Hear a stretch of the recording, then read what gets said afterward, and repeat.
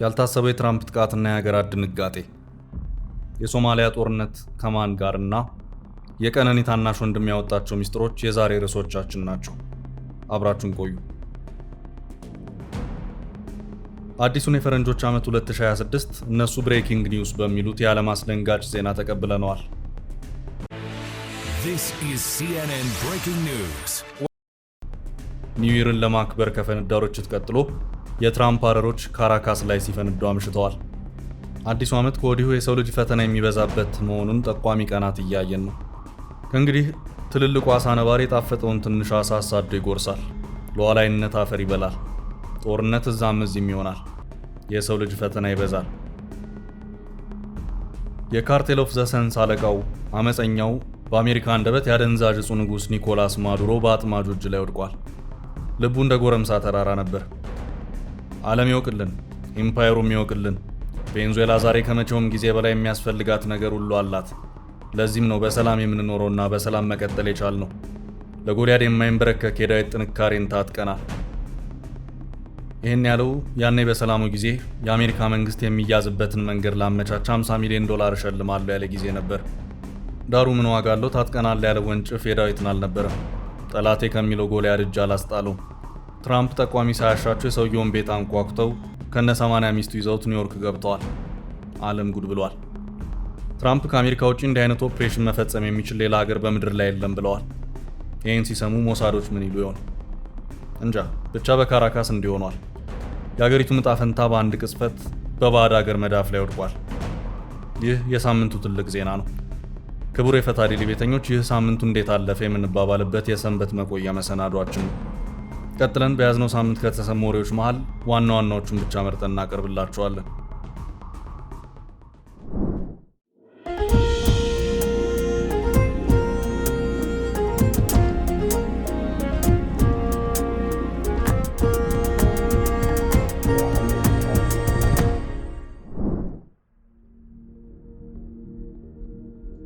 ያልታሰበው ጥቃትና የሀገራት ድንጋጤ።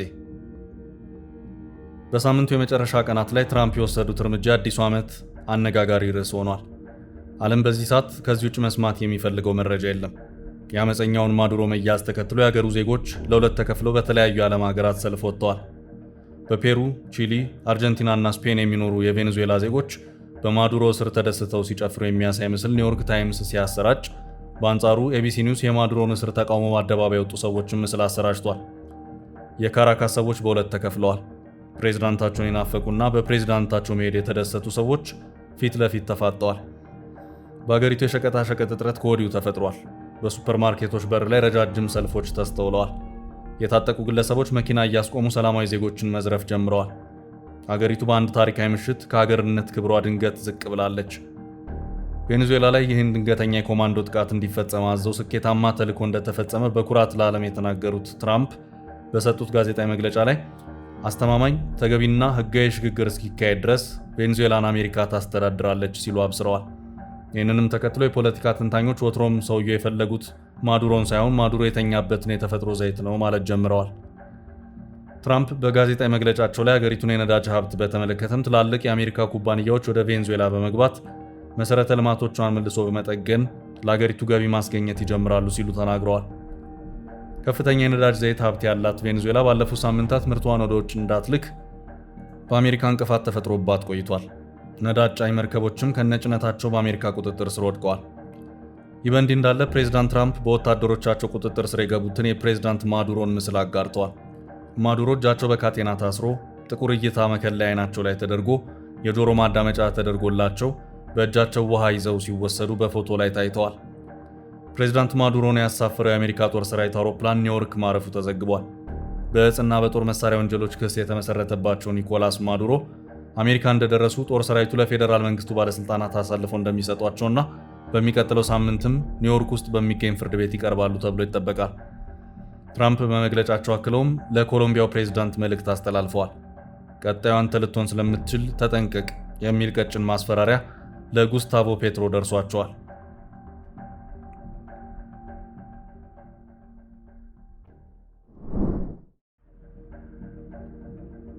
ቀጣዩ ጦርነት ሶማሊያ ከማን? የዓለም ሀገራት ፍላጎታቸውን በጉልበት ማስፈጸም በሚፈልጉበት በዚህ ዘመን ጦርነት ላይነሳ የሚችልበት ቀጠና አለ ለማለት ያስቸግራል። ወትሮም በጦርነት ስሙ ለሚነሳው የምስራቅ አፍሪካ ቀጠና ደግሞ ሰሞኑ የመርዶ ዋዜማ ይመስላል። የስጋይን ክፋይ የገዛ ንብረቴን ልነጠቅ አይገባኝም የሚለው የሶማሊያ መንግስት እስራኤል ለሶማሊላንድ የሰጠችውን እውቅና ተከትሎ ፍላጎቱን በጉልበት የማሳካት ፍላጎት እንዳለው በግልጽ አሳውቋል። የሶማሊያው ፕሬዝዳንት ሐሰን መሐመድ መንግስታቸው እስራኤል ለሶማሊላንድ የሰጠችውን እውቅና ለመመከትና ሶማሊላንድን በተጨባጭ ከሶማሊያ ለመቀላቀል ወታደራዊ ኃይል ሊጠቀም እንደሚችል ነው ያስጠነቀቁት። ፕሬዝዳንት መሐመድ ሶማሊያ እስራኤል ለሶማሊላንድ በሰጠችው እውቅና ብሔራዊ ደህንነቱ አደጋ ላይ ከወደቀ ኃይል መጠቀም አንደኛው አማራጭ ይሆናል በማለት ተናግረዋል። ፕሬዝዳንት መሐመድ ሶማሊላንድ ከእስራኤል ላገኘችው እውቅና በምላሹ ለእስራኤል ወታደራዊ ጦር ሰፈር ለመስጠት እንደተስማማች ደርሰንበታል በማለት ከቀናት በፊት መናገራቸው አይዘነጋም። ከእስራኤል እውቅና ጋር ተያይዞ ስሟ በስፋት የሚነሳው ሀገር ኢትዮጵያ ነች። ከዚህ ቀደም በወደብ ቅያሪ ለሶማሊላንድ እውቅና የመስጠት ሂደት ተጀምሮ እንደነበር አይዘነጋም። ይህንም ዋቢ በማድረግ የተለያዩ ሚዲያዎች የኢትዮጵያን መንግስት ወቅታዊ ስሜትና አቋም ለማወቅ ያደረጉት ሙከራ አልተሳካም። ቢቢሲን በሚመለከት የጠየቃቸው በሶማሊያ ኢትዮጵያ አምባሳደር ሱሌማን ደደፎ እስራኤል ስለያዘችው አቋም ምንም እውቅና አልነበረንም፣ በዚህ ጉዳይ ላይም ዝም ያልን ብቸኛ ሀገርም አይደለንም ሲሉ መልሰዋል። እስካሁን ድረስ በርካታ ዓለም ሀገራት ታላቅ ጥረት ማድረጋቸውን አይተናል። እኛም ብቻ ለምን ትኩረት አድርገው ይጠይቁናል? ጎረቤት ሀገራት ብቻ አይደሉም፣ ሌሎች ሀገራትም አሉ። ስለዚህ ምንም የሚጠየቅ ነገር የለም፣ ለሁሉም ነገር ወደፊቱን የምናየው ይሆናል ብለዋል። ኢትዮጵያ መቼ አቋሟን እንደምታሳውቅ የተጠየቁት አምባሳደሩ ቀጠሮ የለንም፣ የተቆረጠ ቀን የለም፣ አቋም ወስደናል፣ ያ ደግሞ አቋማችን ነው፣ ምን እንደሚሆን እንከታተላለን ሲሉ ነው መልስ የሰጡት። ከ2 ዓመት በፊት ኢትዮጵያና ሶማሊላንድ በተዋዋሉት ውል ምክንያት ሶማሊያ ተቆጥታ የነበረ ሲሆን የኢትዮጵያ ባላንጣ ከሆኑት ከግብፅና ኤርትራ ጋር ያላትን ወዳጅነት በማጠናከር የተለያዩ የትብብር ስምምነቶችን ተፈራርማለች። ኢትዮጵያ ከሶማሊላንድ ጋር የተፈራረመችው ስምምነት ለባህር ኃይል የሚውል 20 ኪሎ ሜትር የሚረዝም የባህር ጠረፍ ማግኘት የሚያስችላት ነበር። በምላሹ ኢትዮጵያ ለሶማሊላንድ እውቅና ለመስጠት መስማማቷ ቢነገርም ይህ ስምምነት ግን በኢትዮጵያ ባለስልጣናት በይፋ አልተገለጸም። ሶማሊላንድን እንደ ግዛቷ አንድ አካል አድርጋ የምትቆጥራት ሞቃዲሾ በበኩሏ ስምምነቱን ተቃውማ ሉዓላዊነቷን የሚጥስ መሆኑን ገልጻለች። ሁለቱ ሀገራት ወደ ወታደራዊ ፍጥጫ ይገባሉ ተብሎ በሚፈራበት ወቅት ነው ቱርክ ጣልቃ በመግባት ስምምነት እንዲፈራረሙ ያደረገችው። አለመግባባቱን ተከትሎ ሶማሊያ ኢትዮጵያን አምባሳደር አስወጥታ ከቆየች በኋላ ግንኙነታቸው ሲሻሻል ሱሌማን ደደፎ አምባሳደር ሆነው መሾማቸው ይታወቃል።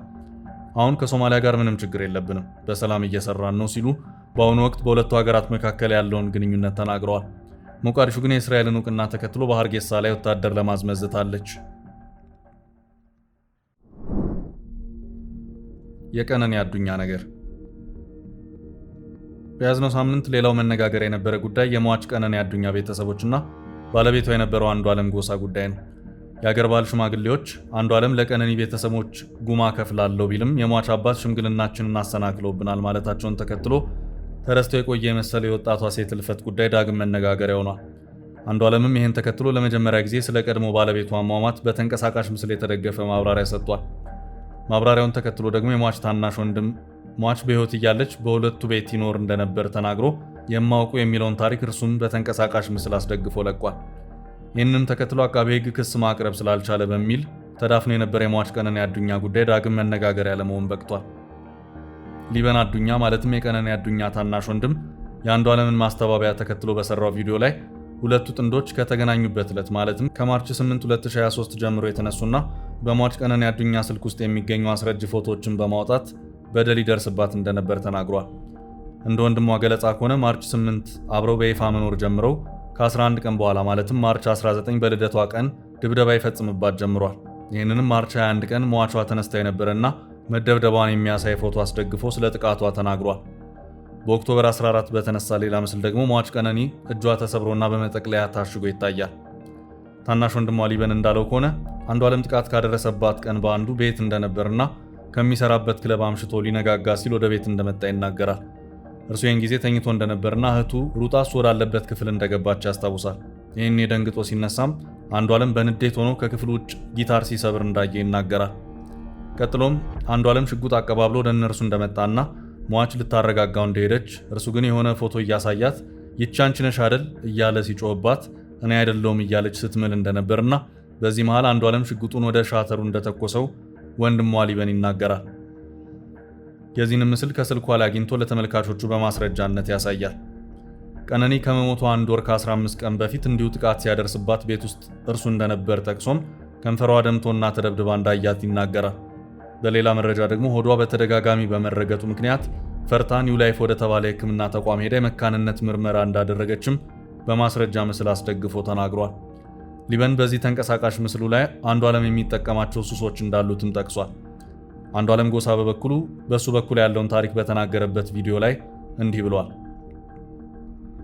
እኔና ቀኑ ቆንጆ የፍቅር ግንኙነት አለ፣ ግን ጭንቀት ነበረባት።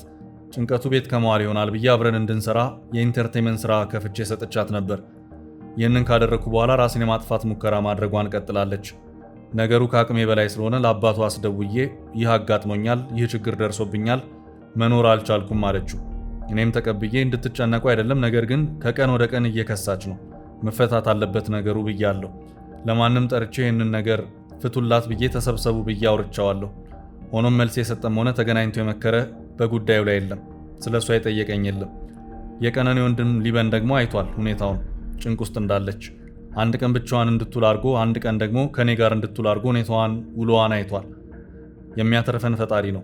ነገር ግን ይህን እያየክ ዝም አትልም። ራስን የማጥፋት ሙከራ በተደጋጋሚ ታደርጋለች ብሏል። ሆስፒታልም አብረን ሄደናል። የልደቷን ፎቶ የተነሳችበት ቦታ የወሰድኳት እኔ ነኝ። ከዛ ስወጣ ሰዎችን ለማግኘት ሄድኩ። እሷ በጊዜ ልግባ ብላ ነው የተለያየ ነው። ማታ ጥሩ ጊዜ እያሳለፍን ነበር። ለወንድሟም ስትደውል ነበር። ድንገት ስለ ውሎዋ ስጠይቃት እኔን የማመን ችግር አለብህ በማለት ከምንተኛበት ተነስታ ሄደች። ስትቆይብኝ ተጠራጥሬ ሄድኩ። ሌሎች ክላሶች ውስጥ የለችም። ቼክ ሳደርግ ኪችኑ ዝግ ነው። አበባ ነገር ላይ ቆሜ ሳያት የልብስ ማጠቢያ ማሽኑን ተደግፋ ላርጎ ስትጠጣ ነበር። ምን ነው ቀኖ ብዬ በዛ ዘልዬ ገባው። ከዚህ ቀደም እንዲህ አይነት ነገር አላደርግም ብላ ቤተሰብ ፊት ቃል ገብታልኝ ነበር። ወንድሜም ጓደኛዋም እንዲመክሯት ነግሬያቸው ነበር። በተደጋጋሚ ቃል ገብታልኝ ነበር። ነገር ግን ቃሉን ስላልጠበቀችልኝ በዛን ጊዜ እኔም ሰው ነኝና እንደዚህ አይነት ህይወት መኖር አልችልም፣ በተደጋጋሚ እያደረግሽ ስለሆነ ነገ ቤተሰብ ጠርቼ እንለያያለን አልኳት።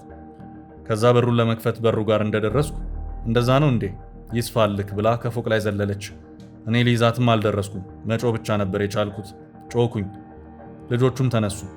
ያለው ነገር የተፈጠረው ይህ ነው ሲል አስረድቷል። ውድ የፈታ ዴይሊ ቤተኞች፣ እኛ ከሁለቱም ወገን ያለውን ታሪክ እንዲያቀርብንላችሁ እውነቱ ያለበት ዘንድ መድረስ የፍትህ አካላት ተግባር ነው እያልን የዛሬን በዚያ በቃን። ቸር ቆዩን።